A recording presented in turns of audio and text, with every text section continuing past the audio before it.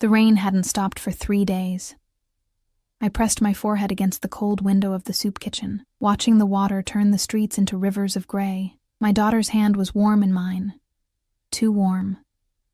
Lily had been running a fever since yesterday, and I'd spent the last of our money on children's Tylenol that barely touched it. "Mama, I'm hungry," she whispered, her voice scratchy. "I know, baby." We're almost at the front of the line. The smell of vegetable broth and stale bread filled the cramped space. Around us, dozens of people huddled in worn coats, their faces blank with the kind of exhaustion that seeps into your bones and stays there. I recognized most of them. We were regulars here, had been for the past 8 months since Marcus left. Since he'd taken everything and disappeared into whatever hole criminals crawl into when the people they've betrayed finally catch up to them. Lily tugged at my sleeve. "Mama, that man is staring at us." I followed her gaze across the room, past the folding tables and plastic chairs, to where a figure stood near the entrance. He didn't belong here. That much was obvious from the cut of his black coat.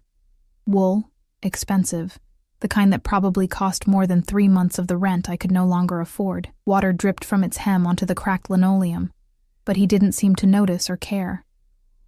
He was younger than I expected, maybe early 30s, with dark hair pushed back from a face that could have been carved from marble. Beautiful, in the way dangerous things often are. Sharp jaw, high cheekbones, and eyes so dark they looked black even from this distance. But it wasn't his looks that made my stomach clench. It was the 2 men flanking him. They wore matching dark suits, their stances wide and alert, hands clasped in front of them in a way that suggested they were ready to move at any second. One of them murmured something into his wrist. An earpiece, I realized. Security. The kind you only saw in movies or outside expensive hotels where people like me would never set foot. "Don't stare, Lily," I whispered, pulling her closer. But it was too late. Those black eyes had found us, and I felt the weight of his gaze like a physical thing. He moved forward, and the crowd seemed to part without anyone consciously deciding to step aside.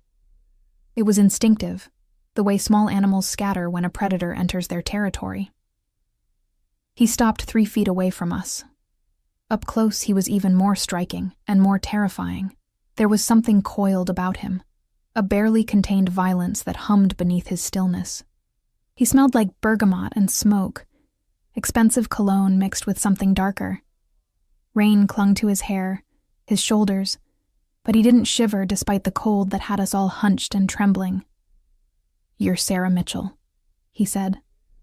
Not a question. His voice was low, smooth, with the faintest trace of an accent I couldn't place. My heart hammered against my ribs. Yes. Who are you?" He didn't answer. Instead, his gaze dropped to Lily, and something flickered across his face. Pain, maybe, or recognition. It was gone before I could identify it. "How old is she?" "4, I said, my hand instinctively tightening on Lily's shoulder. "Why? What do you want?" One of the security guards shifted, and I caught the bulge beneath his jacket. A gun. Of course there was a gun. My mouth went dry. The man in the expensive coat studied us for a long moment, his expression unreadable. Then he reached into his inner pocket, and I tensed, ready to grab Lily and run even though I knew we wouldn't make it 3 steps. But he pulled out a business card, black with silver embossing. He held it between 2 fingers, extended toward me. "My name is Dante Caruso," he said quietly. "I need to speak with you. Privately." I didn't take the card. "I don't know you. I don't have anything to say to you. It's about Marcus Webb." The name hit me like a slap. I must have made a sound because Lily looked up at me, her fevered eyes worried. I forced myself to breathe, to think past the sudden rushing in my ears. "I don't know where he is," I said. My voice came out steadier than I felt. "I haven't seen him in 8 months. He left us with nothing, took every dollar we had and disappeared. So if you're looking for him, you're wasting your time with me." "I'm not looking for him," Dante Caruso said. "I found him 3 weeks ago." The casual way he said it made ice spread through my chest. Found him. Not located or tracked down. Found him. Like something you pick up off the street. "Where is he?" "Dead." The word fell between us like a stone into still water. I should have felt something. Shock, grief, maybe even relief. But there was only a strange numbness, the kind that comes when you've already spent months mourning the death of who you thought someone was. I see, I managed. Before he died, he mentioned something interesting. Dante's eyes never left my face, studying my reactions with an intensity that made me feel stripped bare. He said you had a gift, that you could find things, people. I shook my head, confused. I don't know what you're talking about. Don't lie to me, Sarah. His voice dropped lower, softer, but somehow more dangerous. Marcus worked for me. He stole from me. A considerable amount of money and something far more valuable. In his final hours, he tried to bargain with information. He told me about your ability. My blood turned to ice water. Marcus had talked about me, to this man, to someone who was clearly, "You killed him," I whispered. Dante didn't deny it. He didn't even blink. He betrayed me. He knew the consequences. I backed up a step, pulling Lily with me. We bumped into someone behind us, and I heard their muttered complaint, but I couldn't look away from those black eyes. "I need to go," I said. "We need to go. Right now." I turned, ready to push through the crowd, to run with my sick daughter through the rain to... where?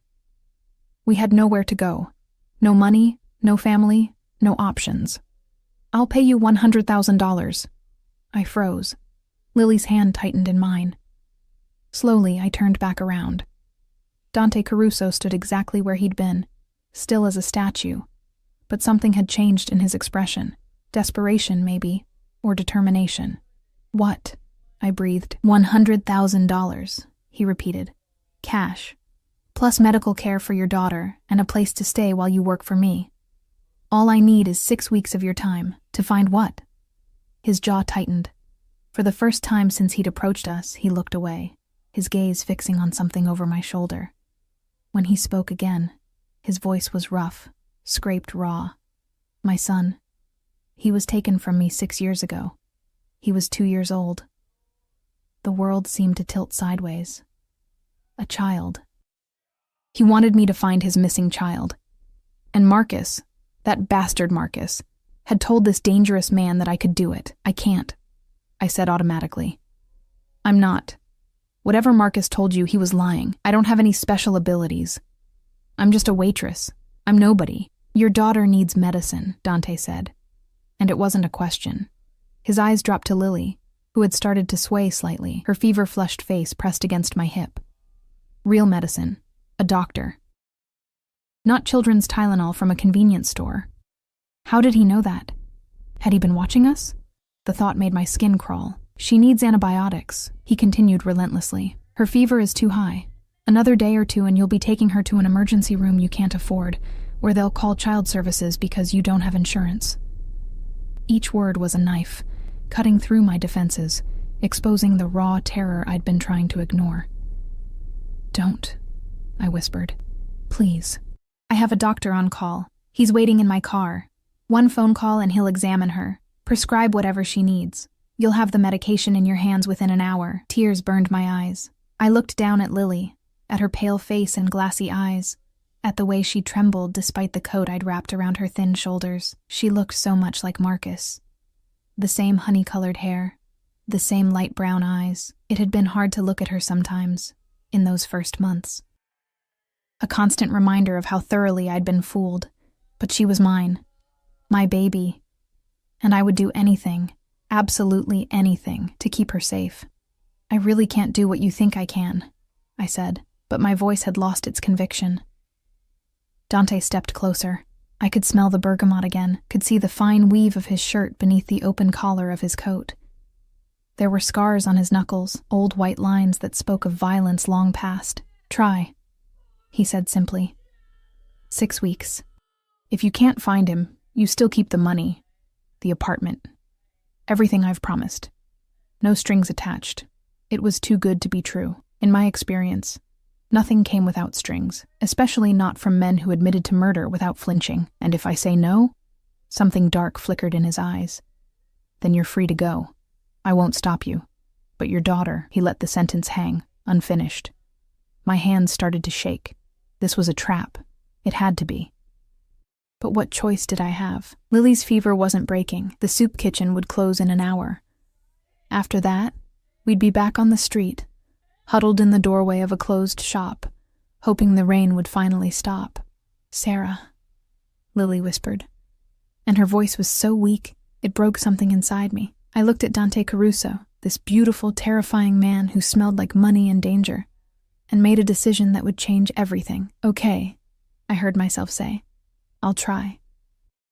His expression didn't change, but one of the security guards immediately pulled out a phone. Dante took my elbow, his grip firm but not painful, and began guiding us toward the entrance. "Wait," I said, trying to pull back. "I need to—" We were in line for food. "I need to—" "You won't need to stand in lines anymore," Dante said quietly. And just like that, we were outside, where a black SUV with tinted windows waited at the curb, its engine running. The second security guard had already opened the back door. I could see cream leather seats, smell new car and wealth. This was really happening. I picked up Lily. She was so light, too light, and climbed into the vehicle. Dante slid in beside me, and the door closed with an expensive thunk that sealed us into a world I'd never imagined entering. The guard in the passenger seat turned around, holding out his phone. "Dr. Russo is on the line, sir." Dante took it, his voice crisp and authoritative as he described Lily's symptoms. I held my daughter close, feeling the heat radiating from her small body, and tried not to think about what I'd just agreed to. Tried not to wonder what happened to people who failed Dante Caruso. Through the tinted window, I watched the soup kitchen disappear as we pulled away from the curb, heading into a part of the city I'd only ever seen from a distance, where the buildings were tall and clean, where people like me didn't exist. Dante ended the call and looked at me. "The doctor will meet us at the apartment. He'll take care of her." "Thank you," I whispered, because what else could I say? He nodded once, then turned his attention to the window, his jaw tight. In profile, he looked even younger, more vulnerable. I could see the faint stubble along his jaw, the tension in his shoulders, a father looking for his lost son. And somehow, impossibly, I was supposed to help him. Lily's breath hitched against my neck, and I pressed my lips to her burning forehead, praying I hadn't just made a deal with the devil himself. The apartment wasn't an apartment. It was a penthouse that occupied the entire top floor of a building so tall I'd craned my neck trying to see the top when we'd pulled up to the entrance. A doorman had materialized, actually wearing white gloves, and opened the SUV door before the vehicle had fully stopped. We'd been ushered through a lobby of marble and gold, into an elevator with mirrors and soft lighting that made even my reflection look almost presentable. Dante had pressed his palm against a scanner. The top button had lit up without him touching it. Now I stood in the center of a living room larger than any place I'd ever lived, holding Lily while she shivered against me, and tried to process what was happening. Floor-to-ceiling windows overlooked the city, the rain streaking down the glass like tears. The furniture was all clean lines and expensive fabrics, cream and charcoal and deep navy. Abstract art hung on the walls, the kind I'd seen in museum brochures. Everything smelled clean, sterile almost, with an underlying scent of leather and that same bergamot cologne. "This way," Dante said, his hand touching the small of my back. I flinched at the contact, and he withdrew immediately, but the warmth of his palm lingered through my thin coat. He led us down a hallway lined with closed doors, finally opening one to reveal a bedroom that made my throat tight. It was decorated for a child. A boy, I realized. Deep blues and grays, with model cars on shelves and a bed shaped like a race car, but everything was pristine, untouched. A museum of hopes that had never materialized. "You'll stay in the room next door," Dante said, his voice carefully neutral. "The doctor should arrive within 10 minutes. He started to leave, but I found my voice. "Wait. This room. Is this—" It was supposed to be his. He didn't turn around. I had it ready when I thought I'd get him back. That was 4 years ago. The door closed behind him before I could respond, leaving me alone with Lily in a room that ached with absence. I carried her to the next bedroom, equally spacious, decorated in soft creams and pale gold, and laid her on a bed so soft it felt like a cloud. She whimpered. clutching at my hand.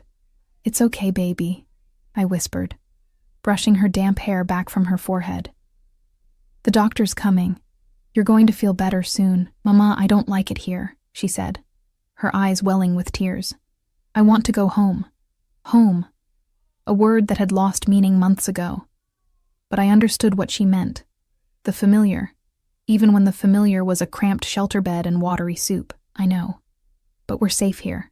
And once you're feeling better, we'll figure everything out. I promise. A knock on the door made me jump. One of the security guards, the one with the earpiece, stood in the doorway. "Dr. Russo is here, ma'am." "Ma'am?" No one had called me that in ever, maybe. The doctor was a small man in his 60s with kind eyes and gentle hands. He examined Lily thoroughly, asking questions I answered while trying not to think about how much this house call must cost. Finally, he pulled out a prescription pad. "Bacterial infection," he said in accented English. "Nothing serious, but it needs antibiotics. I'll have these filled immediately." He looked at me over his glasses. "She should feel improvement within 24 hours. Keep her hydrated. Let her rest." "Thank you," I said, my voice breaking. "Thank you so much." He patted my hand.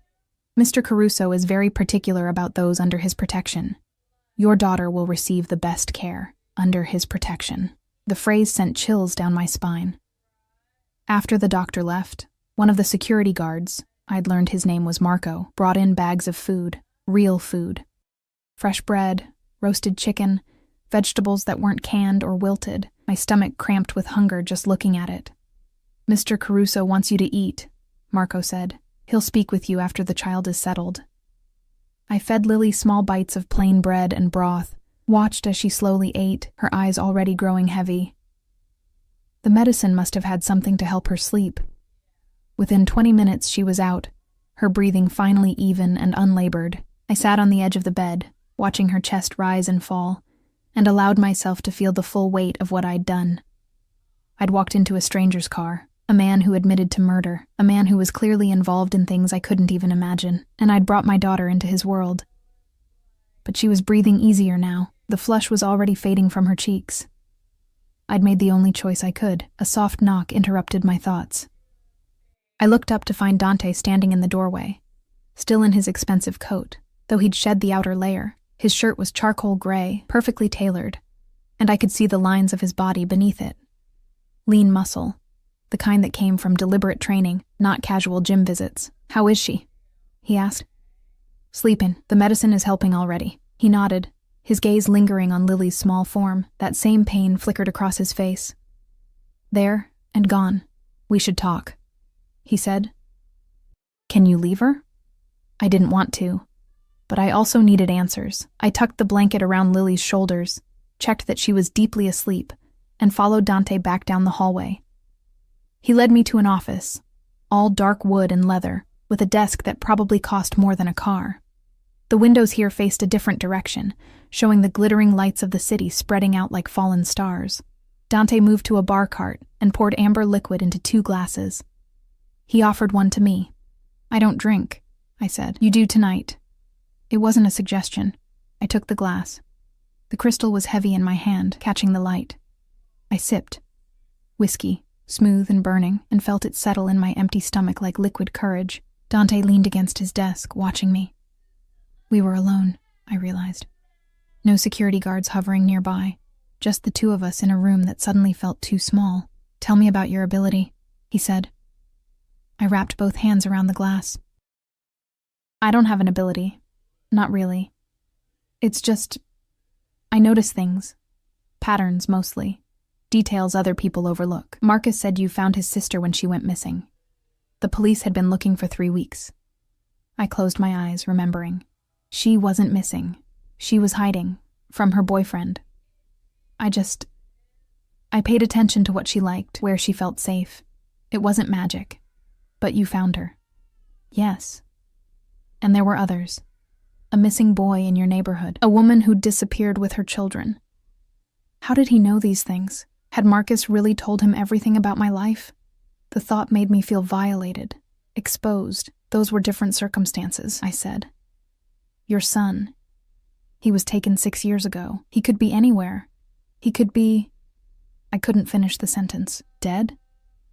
Dante's voice was flat. I know. I've accepted that possibility, but I've never found a body, never found any evidence that he didn't survive. So I have to believe he's out there, somewhere. He moved to the window, his back to me, and I saw his shoulders tighten beneath his shirt. Tell me what happened, I said softly. How was he taken?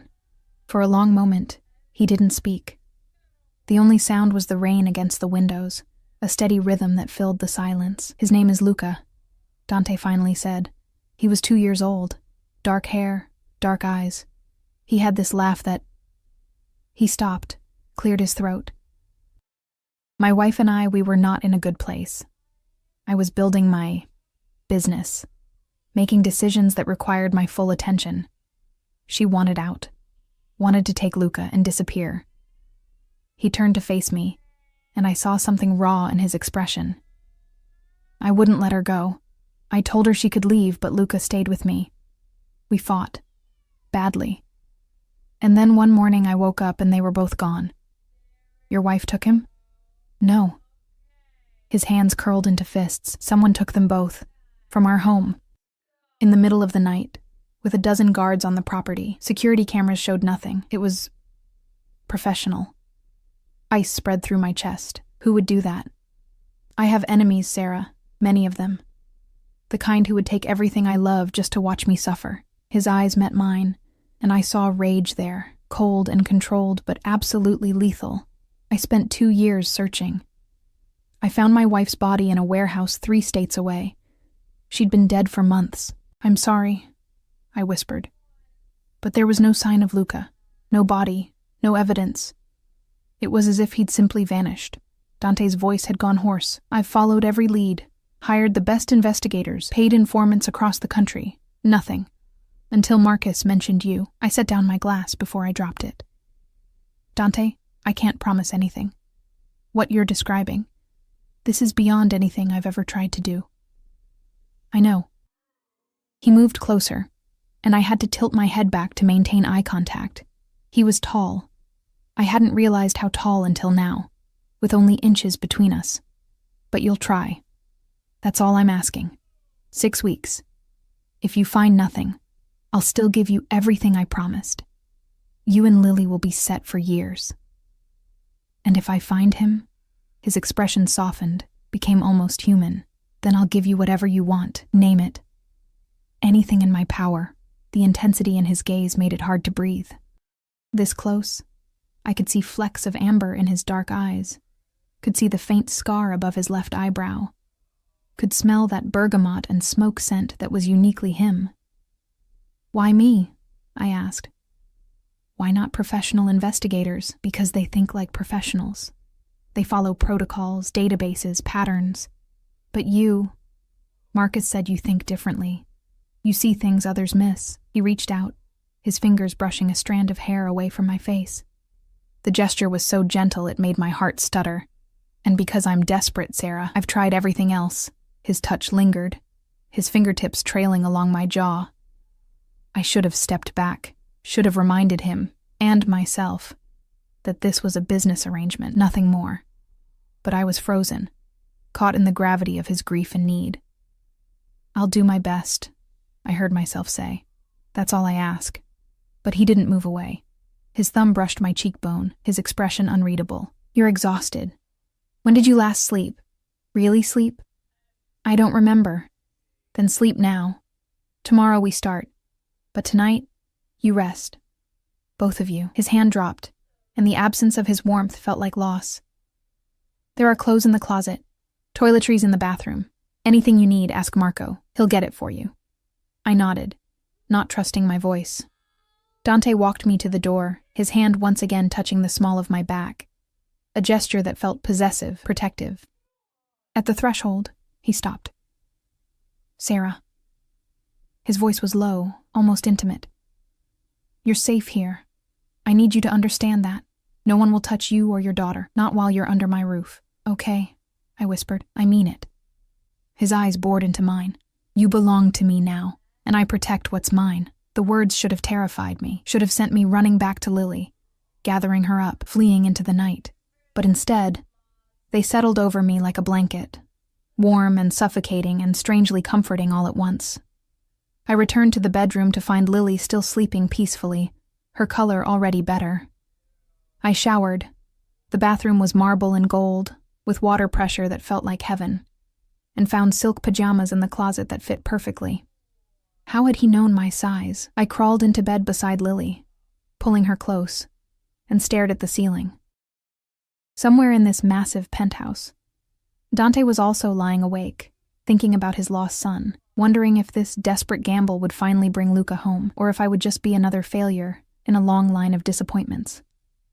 I closed my eyes, exhaustion finally pulling me under, and dreamed of dark eyes and gentle touches and a small boy with his father's face, calling out from somewhere I couldn't reach. I woke to sunlight streaming through windows I didn't recognize, in a bed softer than anything I'd ever touched, with the scent of coffee drifting through air that smelled clean instead of damp and moldy.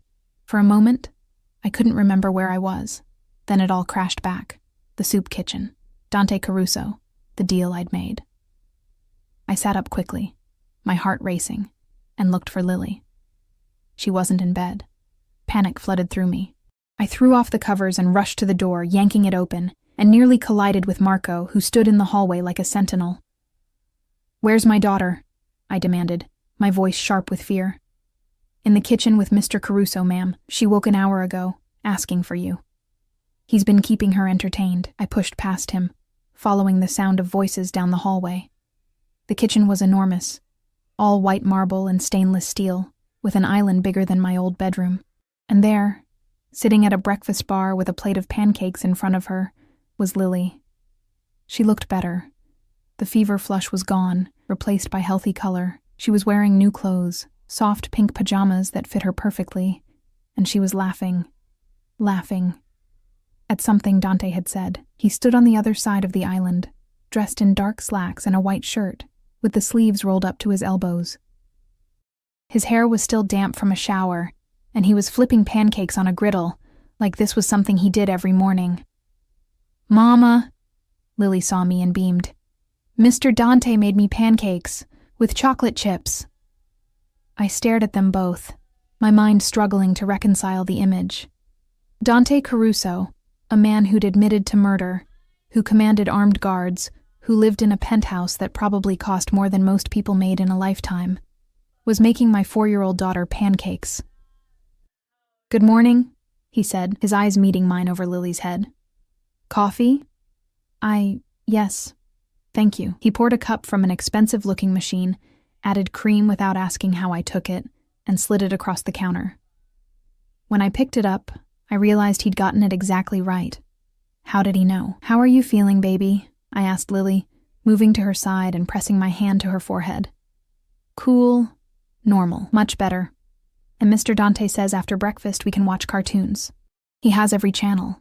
"That's wonderful, sweetheart." I looked at Dante, trying to read his expression. He'd been up for hours, clearly. There was breakfast laid out. The kitchen was spotless, and he looked completely at ease. "Thank you. For this. For taking care of her. She reminds me of him," he said quietly. "Luca, the way she talks. Her smile." The grief in his voice made my chest ache. I watched as he plated the pancakes, added fresh strawberries, and set them in front of Lily with the kind of care that suggested he'd done this before. "For another child, in another life. Eat," he told me, gesturing to the spread he'd prepared. "You need your strength. We have a lot of work ahead of us." I sat beside Lily, accepted the plate he offered, and took a bite. The pancakes were perfect, light, fluffy, sweet. I hadn't tasted anything this good in months. Years, maybe. Dante leaned against the counter, watching us eat with an expression I couldn't decipher. Possessive, almost, like we were something precious he needed to guard. "After breakfast, Marco will take Lily to the media room," he said. "There's a woman coming. Her name is Rosa. She'll watch Lily while we work. I don't know if that's... Rosa has been with my family for 30 years.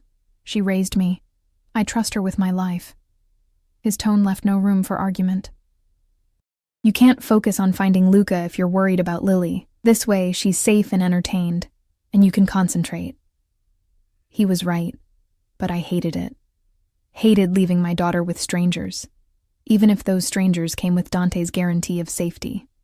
Okay, I said finally. But I want to meet her first. Of course. Rosa arrived 20 minutes later. A round woman in her 60s with warm brown eyes and hands that immediately reached for Lily like she'd been waiting her whole life to hold her. Within 5 minutes, she'd won Lily over completely with promises of cookies and princess movies. I watched them disappear down the hallway, feeling the separation like a physical ache, and turned to find Dante watching me. She'll be fine, he said. I promise you. I'm not used to leaving her with anyone. I know, but you're not alone anymore, Sarah. You have help now. Let me give you that. The intimacy in his words made me look away. This man was my employer, nothing more. I needed to remember that. So where do we start? I asked, forcing myself to focus. Dante gestured toward his office. I have everything. 6 years of investigation files, witness statements, security footage, psychological profiles. I've analyzed it all 100 times. But maybe you'll see something I missed. The office looked different in daylight. Less intimidating, more functional. But when Dante opened a closet, my breath caught. The entire space was filled with file boxes. Dozens of them, labeled with dates and locations. A corkboard on the wall was covered in photos, maps, red string connecting various points like something from a crime show. This is... I couldn't finish. My obsession, Dante said flatly. 6 years of searching. This is what it looks like when you can't let go. I moved closer to the corkboard, studying the photos. They were all of a little boy, dark-haired, dark-eyed, grinning at the camera with chubby cheeks and dimples. Luca, in some photos, he was held by a beautiful woman with long black hair and a distant smile. His mother. Her name was Isabella, Dante said, standing beside me. We married young. Too young. She was the daughter of a business associate. It was... strategic. You didn't love her? I tried to. But we were both trapped in a marriage neither of us wanted. The only good thing that came from it was Luca. His finger traced the edge of one photo. He was everything, my reason for continuing to breathe. I pulled down the first file box and opened it. Police reports, witness statements, crime scene photos. The detail was overwhelming, every piece of evidence meticulously organized and cross-referenced. Tell me about the night they disappeared, I said, settling into the leather chair behind the desk. Dante began to pace, his hands clasped behind his back. March 15th, 6 years ago. Isabella and I had fought earlier that evening. She wanted to leave, take Luca to her family in Italy. I refused. We went to bed angry. He paused at the window, his shoulders tense. I woke at 4 a.m. The house was silent, too silent. I went to check on Luca and found his room empty. Isabella's room was also empty. The security system showed no breaches, no alerts. The guards had seen and heard nothing. That's not possible, I said, flipping through the security reports. Someone had to notice something. I thought the same thing. I had every guard interrogated. 3 of them were killed when they tried to run. They'd been paid off, turned against me. The others knew nothing. He turned to face me, and I saw the rage still simmering there, years later. Someone inside my organization helped take them. Someone I trusted, and I still don't know who. I studied the timeline, the guard rotation schedules, the security camera footage stills. Something nagged at me, a detail that didn't fit.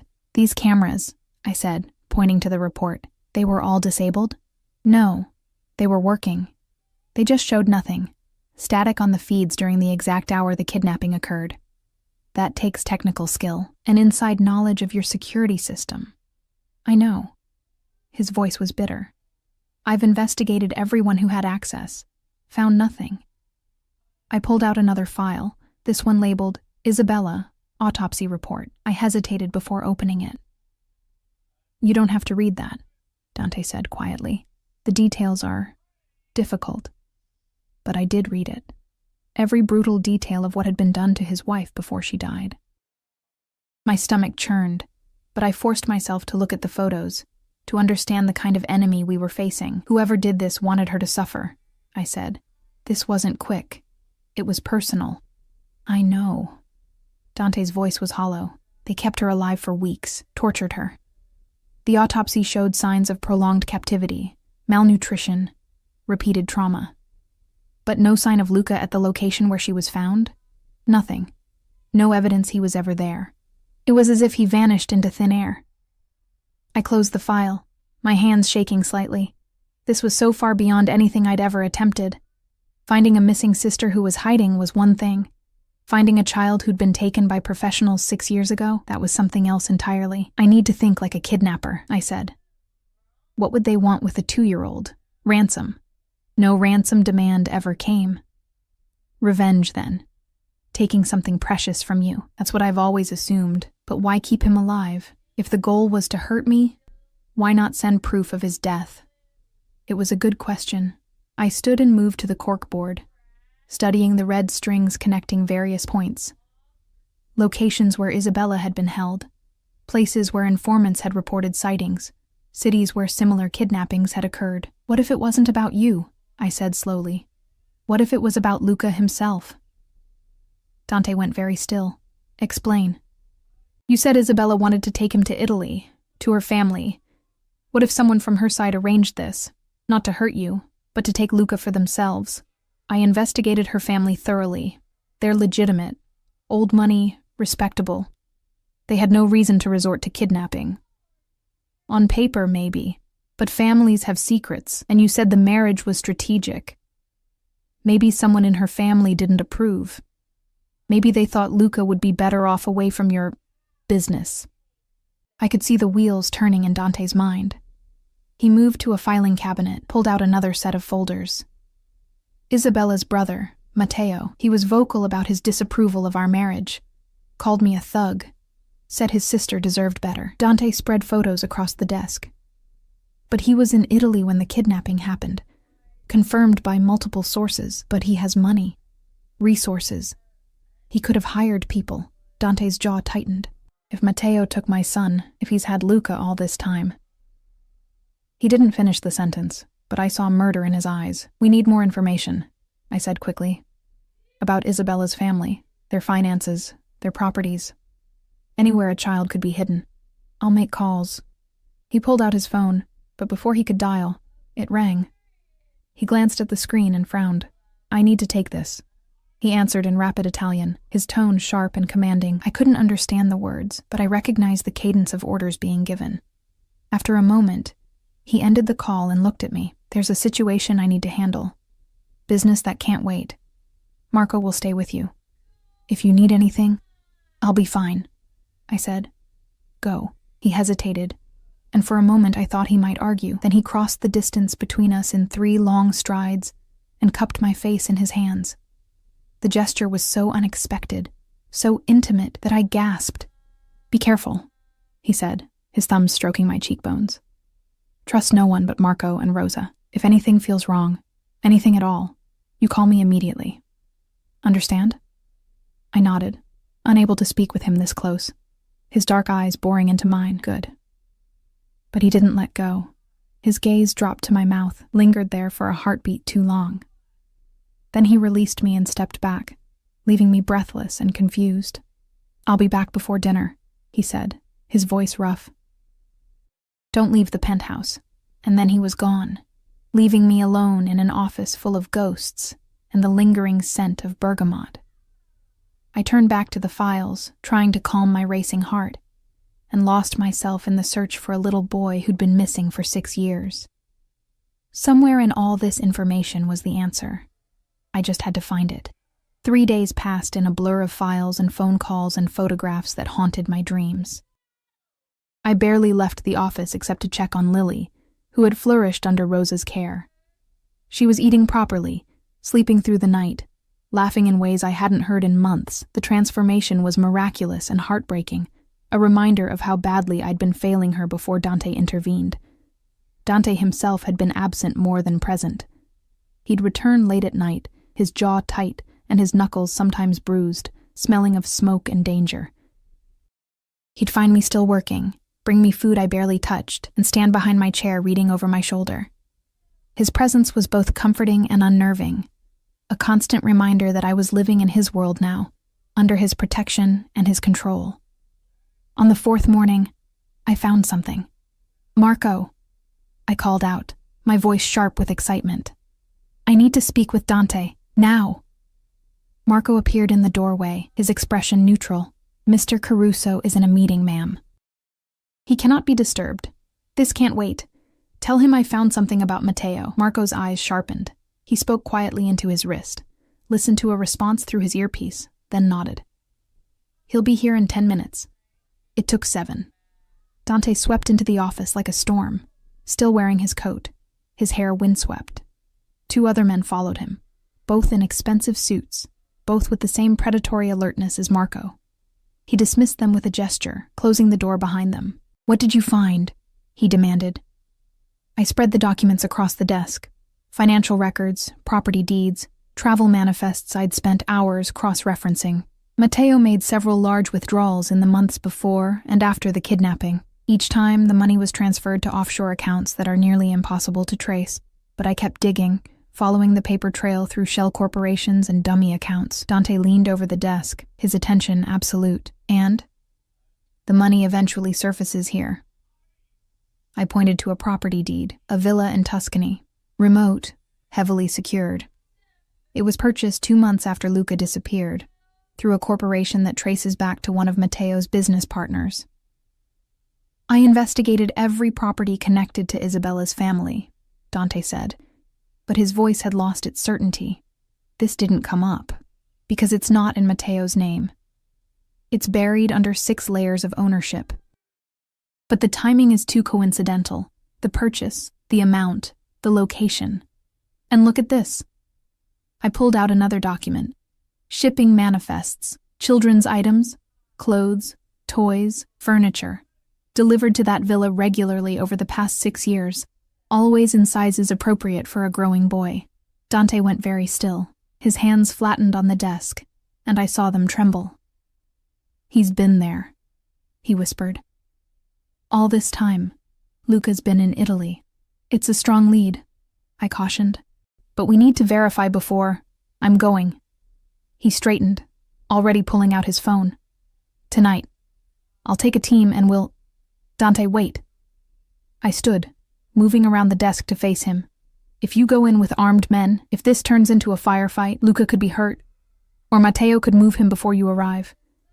We need to be smart about this." "Smart?" His eyes flashed with rage. "That bastard has had my son for 6 years. 6 years while I've been tearing myself apart looking for him. I should kill him slowly for that, maybe. But first, we need proof. And we need to make sure Luca is really there." He turned away, his shoulders rigid with tension. I could see the war inside him, the desperate father versus the calculated criminal. When he looked back at me, something had shifted in his expression. "You're right," he said. "We do this carefully. I'll send someone to surveil the property, confirm if there's a child there. If it's Luca—" He couldn't finish the sentence. I reached out without thinking, touching his arm. The muscle beneath my fingers was hard as stone, vibrating with barely suppressed violence. "We'll get him back," I said. "I promise you." Dante's hand covered mine, his grip almost painful. "Do you understand what you've given me?" Hope. For the first time in years, I have hope. The intensity in his gaze made my breath catch. He pulled me closer, his other hand sliding around my waist, and suddenly we were pressed together, my palms flat against his chest, his heart hammering beneath my touch. "Sarah," he murmured. My name a prayer or a curse. "You've changed everything." I should have stepped back, should have reminded him that this was business, that I was here to do a job and nothing more. But I couldn't move, couldn't breathe, couldn't think past the heat of his body, and the way he was looking at me like I was something precious and breakable. "Dante." His phone rang, shattering the moment. He released me reluctantly, his jaw tight as he answered. The conversation was brief, terse, and when he hung up, his expression had darkened. "There's a problem," he said. "One of my warehouses was hit last night. Someone's making a move against me, testing my defenses." "What does that mean?" "It means I have enemies who sense weakness. And they're not wrong. I've been distracted. Focused on finding Luca instead of protecting my territory, he ran a hand through his hair, frustration rolling off him in waves. I need to handle this, personally. It will take a few days.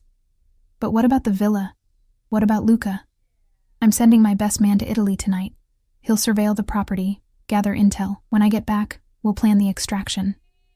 He cupped my face, forcing me to meet his eyes. Can you wait that long? Can you trust me to come back and finish this? Of course. Good. His thumb brushed my lower lip, the gesture so intimate it made my stomach flip. Stay here. Don't leave the penthouse. Marco will keep you safe, but I need to know you're protected while I'm handling this. Dante, I'm not going anywhere. Lily and we're fine here. Promise me. His grip tightened. Promise me you'll stay safe. I promise. He kissed my forehead then, a gesture so tender it brought tears to my eyes. Then he was gone, barking orders into his phone as he swept out of the office. I stood there for a long moment, touching the spot where his lips had been, wondering what the hell was happening to me. The next 2 days were torture. Dante called twice, brief conversations where he sounded exhausted and frustrated. The situation was worse than he'd anticipated. Someone was actively trying to dismantle his operation, and he couldn't leave until he'd eliminated the threat. I'm sorry, he said during the second call, his voice rough. I know you're waiting. I know you want answers about Luca. It's okay, I told him. We're fine here. Rosa is wonderful with Lily, and I'm still going through the files, making sure we haven't missed anything. Sarah. There was something in his voice that made my pulse quicken. When I get back, we need to talk. About what's happening between us. I'd spent 2 days trying not to think about that. About the way he looked at me, touched me, the possessive edge to every interaction, about the way my heart raced when he entered a room. Dante, I know what you're going to say, that this is a business arrangement, that you're here to find my son and nothing more. But we both know that's not true anymore. It has to be, I whispered. I have Lily to think about. I can't get involved with someone like you. Someone like me. His laugh was bitter. A criminal.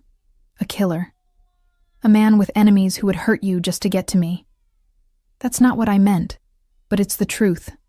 And you're right to be cautious. But Sarah, understand this. It's too late. For both of us. The moment you walked into my life, everything changed. I can't let you go now. The line went dead before I could respond. I sat in the darkened office, my phone clutched in my hand, and tried to process what he'd just said. He couldn't let me go, as if I belonged to him, as if I'd already made the choice to stay. The terrifying part was that he wasn't entirely wrong. I'd spent 6 days in Dante's world, and already I couldn't imagine leaving. The safety, the luxury, the way Lily thrived here, it was seductive. But more than that, it was him. The way he looked at me like I was the answer to a question he'd been asking his whole life. The way he touched me, gentle despite the violence I knew he was capable of. The way he'd taken my broken pieces and carefully tried to put them back together. I was falling for a man who terrified me, and I had no idea how to stop. A knock on the door made me jump. Marco entered, his expression tight. Ma'am, there's someone here to see you. She says she has information about Mr. Caruso's son. My heart stopped. What? Who? She won't give her name, but she's insistent. She says she knew Isabella Caruso. I followed Marco to the living room, my pulse thundering. A woman stood by the windows, silhouetted against the city lights. She was tall, elegantly dressed, with dark hair swept into a chignon. When she turned, I saw she was beautiful and familiar. You were in the photos, I said. With Isabella. You were friends. I was. Her voice was accented, cultured. My name is Sophia, and I've been carrying a secret for 6 years that I can no longer bear. I gestured for Marco to stay, but moved closer to Sophia. What secret? Isabella didn't want to leave Dante. She was terrified of him. Yes, terrified of his world, his violence, his enemies. But she loved him. In her own way, she loved him. Then why did she try to take Luca? Sophia's eyes filled with tears. She didn't. That's what I came to tell you. Isabella would never have taken Luca from Dante. She knew it would destroy him. She knew he lived for that child. The world tilted sideways, but Dante said they fought, that she wanted to leave. She did want to leave, but she planned to go alone. She was going to leave Luca with Dante because she knew he was the better parent. She told me this the day before she disappeared. Sophia wiped at her eyes. I should have come forward years ago. But I was afraid. Afraid of what Dante would do if he knew I'd kept this from him. If Isabella wasn't trying to take Luca, I said slowly, then someone else took them both. Someone who wanted to hurt Dante by making him think his wife had betrayed him.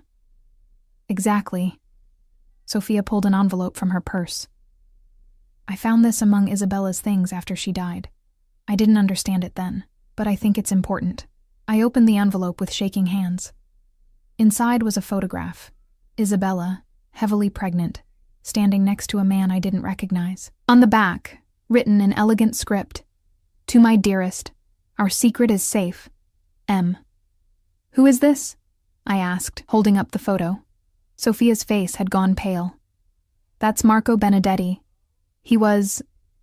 Isabella had an affair with him, years before she married Dante. They were in love, but Marco was from the wrong family, rival criminals. The marriage could never happen, so she married Dante instead, and Marco disappeared. My blood ran cold. Sophia, when was Luca born? October 15th, 6 years ago. I did the math, counting backward from Luca's birth date to when Isabella would have gotten pregnant. The timeline aligned with the photograph, taken when Isabella was visibly pregnant, with a man she'd called dearest. "Oh my God," I whispered. "Luca might not be Dante's biological son." Sophia nodded, fresh tears spilling down her cheeks. Isabella never told anyone. She let Dante believe Luca was his. But I always wondered. And when they both disappeared, I thought maybe Marco had found out. Maybe he came back for his son. I grabbed my phone, my hands shaking so badly I could barely dial. Dante answered on the first ring. "Sarah? What's wrong?" "I need you to come home," I said, my voice cracking. "Right now. I found something about Luca, about who really took him. I'm on my way." The line went dead, and I looked at Sophia, at the photograph that had just changed everything. If Luca wasn't Dante's biological son, if Marco Benedetti had taken the boy he believed was his own child, then we'd been looking in the wrong place the entire time. And Dante, this man who'd spent 6 years searching, who'd built his whole world around the hope of finding his son, was about to learn that the child he loved might not be his by blood. It would destroy him, or it would push him to do something even more dangerous to get Luca back. Dante arrived within the hour, and I'd never seen him look so dangerous. He swept through the door like a force of nature, his coat billowing behind him, his face a mask of cold fury. 3 men followed him, not his usual guards, but harder-looking men with scars and dead eyes. The kind who did the jobs no one else wanted to talk about. "Everyone out," he commanded. Except Sarah. Marco hesitated, but Dante's glare sent him retreating with the others. Even Sophia fled, pressing the photograph into my hand before disappearing down the hallway.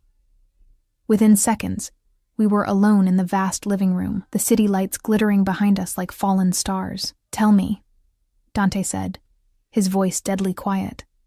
I handed him the photograph with trembling fingers. "Isabella had an affair before you married, with a man named Marco Benedetti." He stared at the image, his jaw working. I knew about Benedetti. He was from the Benedetti family. Our rivals. The relationship ended before Isabella and I married. "Dante, look at the date on the back. Look at when this photo was taken." He flipped it over, and I watched the color drain from his face as he did the math. His hand clenched around the photograph, crumpling the edges. "No," he whispered. "Isabella wouldn't have. Her friend Sophia just told me everything. Isabella never stopped loving Benedetti. And the timing of this photograph, Luca's birth date." I couldn't finish the sentence. "Luca is mine." His voice was raw, broken. "I held him when he was born. I was there for his first word, his first step. I am his father. Biology doesn't define parenthood," I said gently, stepping closer. But Dante, if Benedetti found out about Luca, if he believed the boy was his son, then he would have taken him. Dante's eyes met mine, and I saw devastation there. All this time, I thought Isabella betrayed me, but she was taken. They both were. And I've been searching in all the wrong places. He turned away, his shoulders shaking. I'd seen him angry, seen him commanding and cold and dangerous. But this raw grief, was something else entirely. Where is Benedetti now? I asked. Dead. I killed him myself 3 years ago when I found out he'd been working with the people who kidnapped Isabella. His laugh was bitter. I tortured him for days, trying to get him to tell me where Luca was. He said nothing. I thought he was just loyal to whoever had paid him. But now, he wasn't protecting his employers, I said softly. He was protecting his son. Dante's fist slammed into the wall, leaving a crater in the expensive plaster. Then where is Luca? If Benedetti took him, where the hell has he been for 6 years? Benedetti had family, a sister, I think. I found references to her in some of the old case files. She fled the country after her brother's death. To where? Italy. Tuscany, specifically. Dante went very still. The villa, the one you found. It wasn't Matteo's safe house. It was Benedetti's sister. She's been raising Luca as her own. For a moment, I thought Dante might collapse. He leaned against the wall, his head bowed, his breathing ragged. I moved to him without thinking, my hand touching his shoulder. We'll get him back, I said. Your man is already surveilling the property. As soon as he confirms, I'm going. Dante straightened, and the grief in his eyes had crystallized into something harder, sharper. Tonight. I'm not waiting another day. Dante, if you go in angry, if you're not thinking clearly, I am thinking clearly. For the first time in 6 years, I understand exactly what happened. And I'm going to bring my son home. He pulled out his phone, barking orders in rapid Italian. Within minutes, the apartment filled with men, armed, dangerous, moving with military precision. I watched in horrified fascination as they discussed routes, extraction plans, contingencies. What about me? I asked when Dante finally paused. What do you need me to do? He turned to look at me, and something softened in his expression. You've done enough. You found him, Sarah. After 6 years of searching, you found my son in less than a week. I will never be able to repay that debt. I don't want repayment.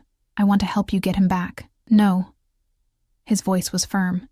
Where I'm going. What I'm about to do. It's too dangerous. You stay here with Lily. Marco will protect you both until I return. And if you don't return, Dante crossed the distance between us in 2 strides, his hands cupping my face. Then Marco has instructions to make sure you and Lily are taken care of. The money I promised, the apartment, it's all in your name. You'll be safe. I don't care about the money, I said, my voice breaking. I care about you coming back alive. His eyes searched mine, and I saw surprise there, followed by something that looked like wonder. Sarah, don't, I whispered. Don't say something that sounds like goodbye. Then let me say this instead. His thumb brushed away a tear I hadn't realized had fallen. You walked into my life when I had nothing left to live for. You gave me hope. You gave me purpose. And somewhere along the way, you gave me something I never thought I'd have again. What? A reason to make it back home. He kissed me then, soft and achingly gentle, and I tasted desperation on his lips. When he pulled away, his forehead rested against mine. Wait for me. Please. I will, I promised. He released me reluctantly and turned to his men. We leave in 10 minutes. Full tactical gear. No one gets hurt unless they're standing between me and my son. Understood? A chorus of agreement filled the room.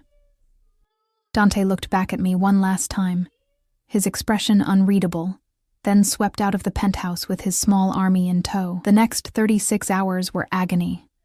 I stayed in the office, surrounded by files and photographs, trying to distract myself from imagining all the ways this could go wrong. Lily sensed my anxiety and grew clingy, refusing to leave my side. Rosa brought us meals we didn't eat, her own worry evident in the way she kept checking her phone.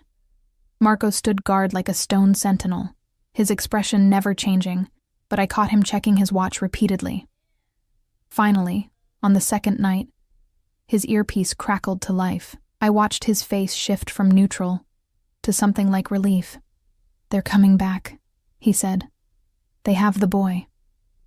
I sagged against the desk, tears streaming down my face. "Is Dante okay?" "Unhurt, ma'am. They'll be here within the hour." That hour stretched into eternity. I paced the living room, unable to sit still, while Lily watched cartoons with Rosa. Finally, I heard the elevator chime. The doors opened, and Dante stepped out. He looked like he'd been through hell.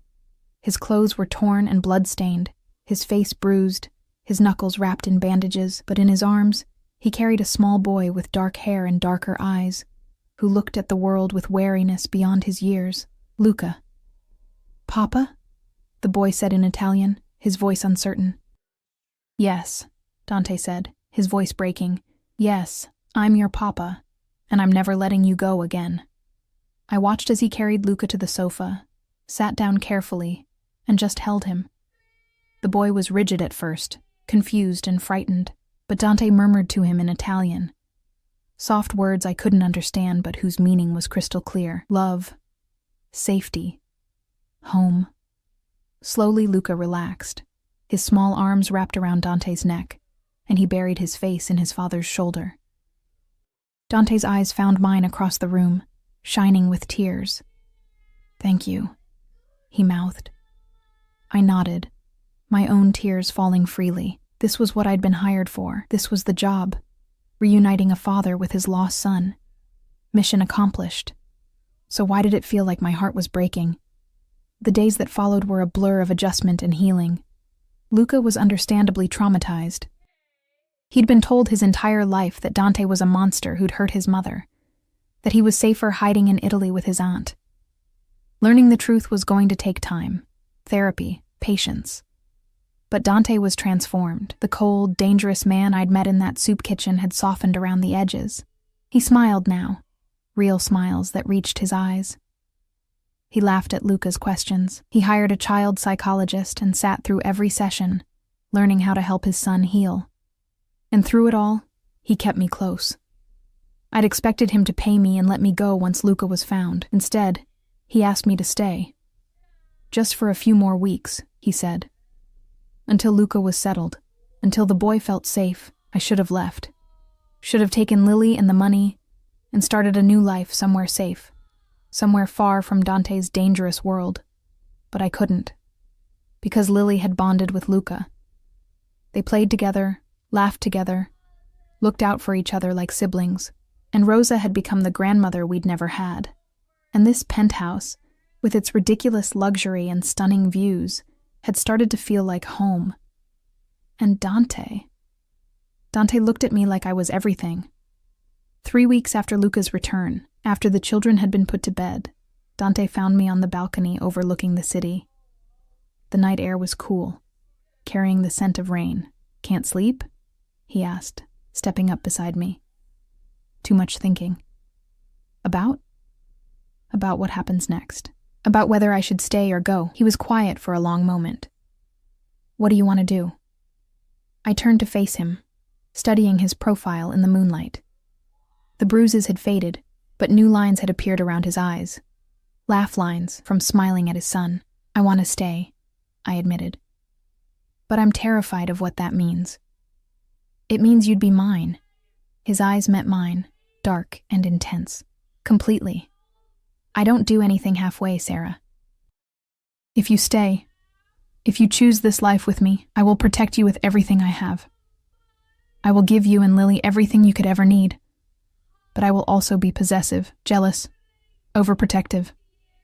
I will never let you go. That should terrify me, but it doesn't?" I shook my head. "No, it doesn't." Dante pulled me against him, his arms wrapping around me like chains. Warm, unbreakable, exactly what I needed. "Then stay," he whispered against my hair. "Stay and let me love you the only way I know how." "Okay," I said simply. He pulled back, searching my face. Okay? Okay. I smiled through my tears. We'll stay. The kiss he gave me was nothing like the desperate one before he'd left for Italy. This was a promise, a claiming, a future written in the way his hands tangled in my hair and his body pressed against mine. When we finally broke apart, both breathless, he rested his forehead against mine. I found you in a soup kitchen, he said. Broken and desperate and beautiful, and you gave me back everything I'd lost. How is that possible? Maybe we saved each other, I said. Maybe we did. 6 months later, I stood in that same penthouse, watching Lily and Luca chase each other through the living room while Rosa laughed and tried to corral them. Dante came up behind me, his arms sliding around my waist, his chin resting on my shoulder. Happy? He murmured. I leaned back against him, feeling safe and loved and home in a way I'd never imagined possible. Yes, I said, I'm happy. And I was. Yes, Dante's world was dangerous. Yes, there were still enemies lurking in shadows, still threats that kept armed guards stationed at every entrance. Yes, I'd chosen a life that most people would run from.